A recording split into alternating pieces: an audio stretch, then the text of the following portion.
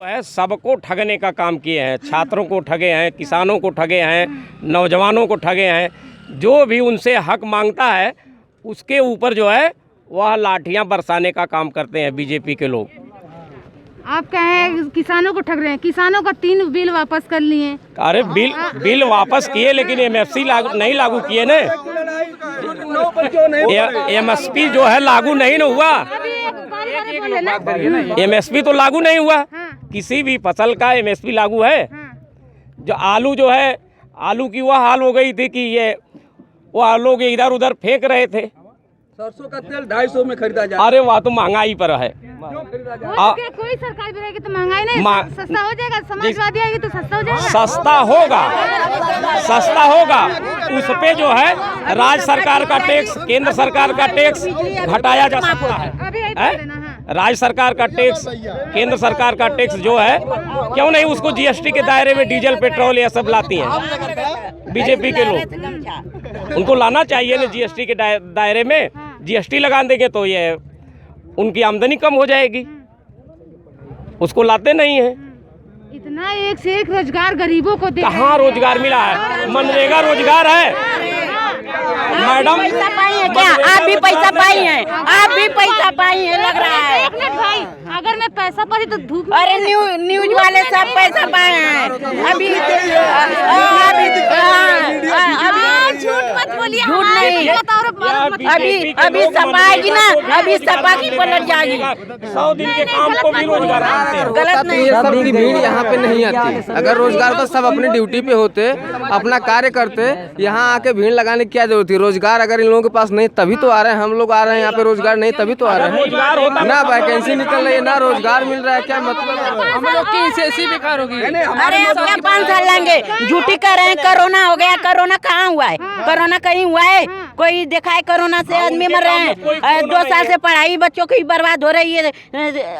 कुछ उससे फायदा मिला है? 2 करोड़ फोन तो दिए हैं। कहाँ 2 करोड़ फोन दिए?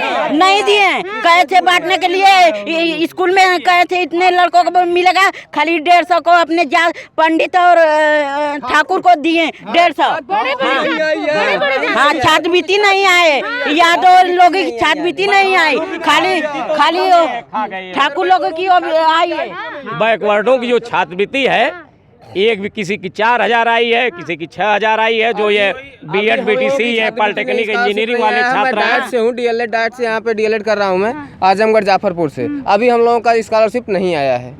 अब क्या भरोसा है कि आएगा कि नहीं आएगा? समाज कल्याण ऑफिस से अभी ट्रांसफर भी नहीं हुआ है। हमारे राज्य में किसान खुश है, युवा खुश है। कहाँ युवा खुश है? युवा नहीं खुश है। कोई युवा नहीं खुश है। युवा बताइए, अगर युवा खुश होते तो रोड पे ना आते। आज मेरे भाई जो रोड पे आ गए हैं, सब देख लीजिए आपके सामने। आप पत्रकार हैं, आपके सामने मेरे भाई रोड पर टहल रहे हैं सब। ये चाहे किसी के भी बच्चे हों, इनको क्या चाहिए? नौकरी चाहिए।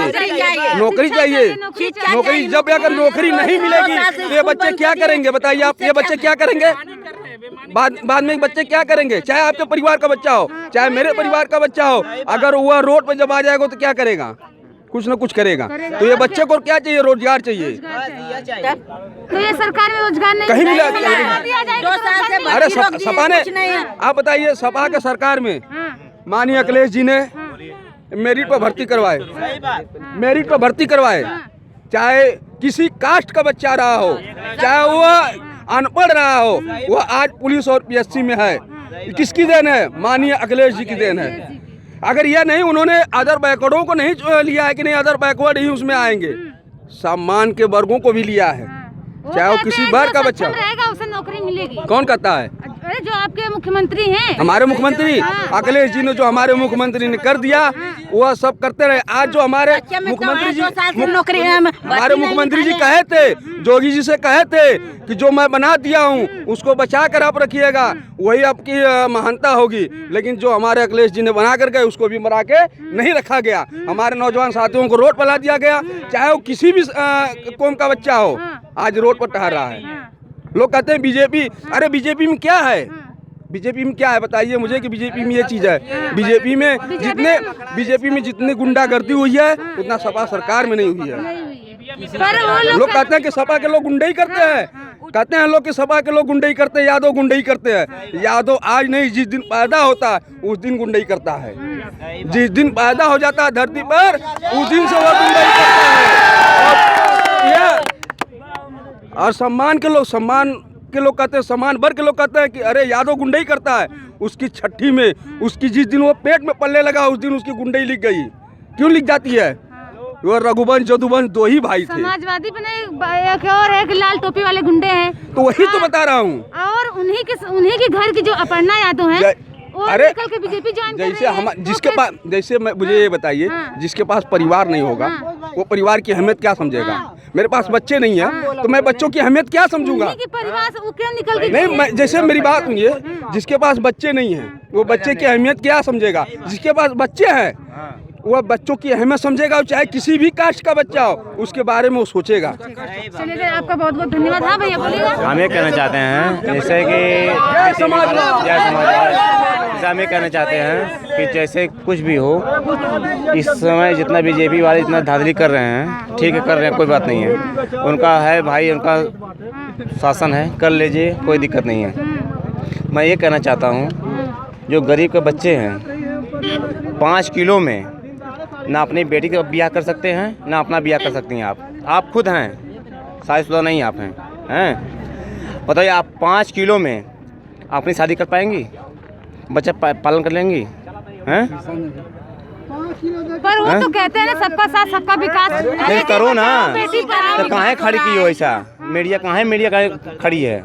ठीक है, 5 किलो में, मेरी बात सुनो, 5 किलो में मेरी माँ है, मेरी बहन है, मेरा परिवार पूरा है, हाँ, मेरे 2-4 बच्चे हैं, ठीक है ना। अपने बच्चों को हम ना शादी कर पाएंगे, ना बिटिया की शादी कर पाएंगे, ना लड़का की शादी कर पाएंगे, ठीक हो?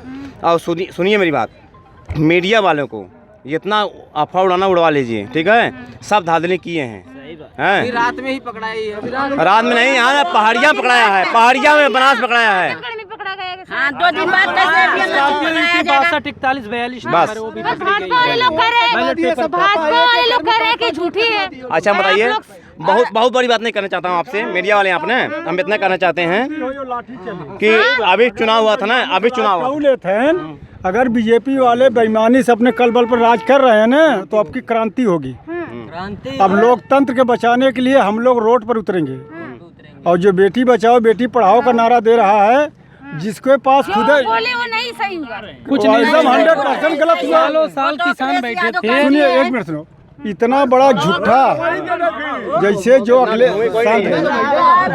अखिलेश जी ने कहे कि बीजेपी का जो जितने बड़ा नेता उतने बड़ा झूठ बोलता है। इस समय अगर विश्व में किसी को झूठा का पुरस्कार दिया जाए, मोदी जी को सबसे पहले चुने। समाजवादी के लोग झूठे। अच्छा, सुन लीजिए, पहले रुकिए, 1 मिनट रुकिए, आप बताइए, एक घर में 5-5 वोट कट गया है। खुद ही झूठी हैं। पहले आप खुद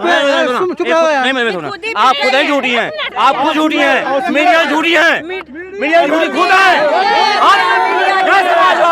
आप खुद झूठी हैं, ये खुद झूठी हैं। नहीं भैया, आप खुद झूठी हैं। मैं झूठी पत्रकार होती, सही बताओ। अगर भैया मैं झूठी पत्रकार होती तो मैं धूप में नहीं घूमती। मीडिया झूठी है, मीडिया झूठी है, बोलो भैया, बताओ, मीडिया झूठी है। सुनिए हमारी बात पूरा सुनिए, सुना घन से हमारी बात। अरे शांत रहिए, सुनिए। जैसे मैं कहता हूँ, जितना न्यूज चैनल है NDTV छोड़कर सारे चैनल बिके हुए हैं। जैसे पत्रकारिता देश के 4 स्तंभ होते हैं, आप जानती हैं कि एक कार्यपालिका होता है, एक विधायिका होता है। आप लोग भाई जानकार हैं, एक कार्यपालिका, एक विधायिका, एक न्यायपालिका और एक पत्रकारिता होता है। जो कि मेरे देश का ये पत्रकारिता एकदम पंगु हो चुका है। भाई पत्रकारिता पर सारे सूचना का आदान प्रदान किया जाता था और जैसे पूरे समाज में इस बात को बताया जाता था कि लोकतंत्र कौन रक्षा कर रहा है, कौन सही ढंग से चल रहा है।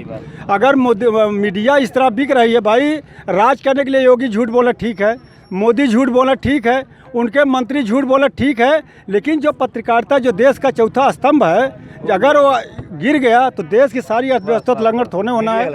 तो आप लोग, मैं तो यही कहूँगा कि मोदी क्या कर सकते हैं, योगी क्या करेगा। अगर हमारे देश की मीडिया अपने कर्म अपने कर्तव्य पर टिक जाए तो फिर मैं कहता भाई आज जो समय है, आज जो समय जो भैया बोल रहे हैं सत्य बोल रहे हैं, सत्य बोल रहे हैं भैया, जो बोल रहे हैं सत्य बोल रहे हैं, सत्य बोल रहे हैं एकदम बहुत सही बोले। ये सारा काम लुभाने का, जनता को लुभा करके ये वोट मांगने का काम करते हैं। जैसे आप अभी हम लोग किसान हैं, आप बोलिए एक परिवार में 10-15 आदमी 5 हैं तो 5 किलो राशन से काम नहीं चलेगा हमारे समझ से। और 5 किलो राशन वो देते हैं और 5 कुंटल उनके बछवा खा जाते हैं। तो क्या उससे मतलब हुआ? जनता दुखी है। गैस जो उन्होंने बोला, गैस भी दाम बढ़ गया, हर चीज़ हो गया। कुल मिला के पेट्रोल के दाम देख ही रहे हैं, आसमान, हर छोटे बड़े सबके पास गाड़ी साधन है, इसलिए जनता पूरी दुखी है। और उसमें सबसे बड़े दुखी तो हमारे युवक हैं और रोड पर घूम रहे हैं। एक गरीब आदमी को कोई सरकारी ड्यूटी नहीं है, वो अपना मोटा काम करते हैं, वहाँ से कोरोना के लेके भगाया जा रहा है, रोड पर घूम रहे हैं। इससे ये बिल्कुल नफरत कर रहे हैं जनता के बीच में। युवाओं को रोजगार दे, हाँ, बस सुबह शाम हम दौड़ रहे हैं। आपसे और बताना चाहूँगा, जैसे बताइए अभी आपका 69,000 का। अपना नाम बताइएगा। हमारा नाम विजय कुमार यादव, ग्राम खंजापुर, विधानसभा फूलपुर, जिला आजमगढ़। अच्छा, फूलपुर से आए? मैं फूलपुर से आया हूँ। हम लोग तो आपसे बता रहे हैं सपा के लिए रात दिन मेरा पैर में एक्सीडेंट हुआ है। अभी पिछली बार मैं यहाँ से बहुत सीरियस था, लेकिन मैं लंगड़ होकर भी मैं मतलब आज 2 महीने से सपे का लग जगा रहा हूँ। और मुझे ये भी परवाह नहीं कि बीजेपी गवर्नमेंट बन रही है कि क्या नहीं बन रही। मैं तो यहाँ तक भाई देखिए, हम लोग के अंदर ये प्रण है कि भाजपा को मिटाना है, भाजपा मिटाना। उसके लिए हमें कोई भी, अब तो आपसे बताएं मोटी बात ने कि अगर हम लोग लोकतंत्र से नहीं जीतेंगे ना तो हम लोग क्रांति करेंगे। जैसे हिटलर के समय भी हुआ था, अब वो दिन दूर नहीं है कि हमारा संविधान मतलब खत्म होने वाला है। और गरीब जो ये जमींदारी व्यवस्था जो मतलब बाबा साहब भीमराव अंबेडकर या सरदार वल्लभ भाई पटेल या डॉक्टर राम मनोहर लोहिया ने जो सपना देखे थे, आज जो सपना को कुचला जा रहा है, समाजवाद को कुचला जा रहा है, ये सीधे सीधे हिंदुस्तान में तानाशाह आ रहा है। चलिए, बहुत बहुत धन्यवाद चाचा जी आप लोगों का।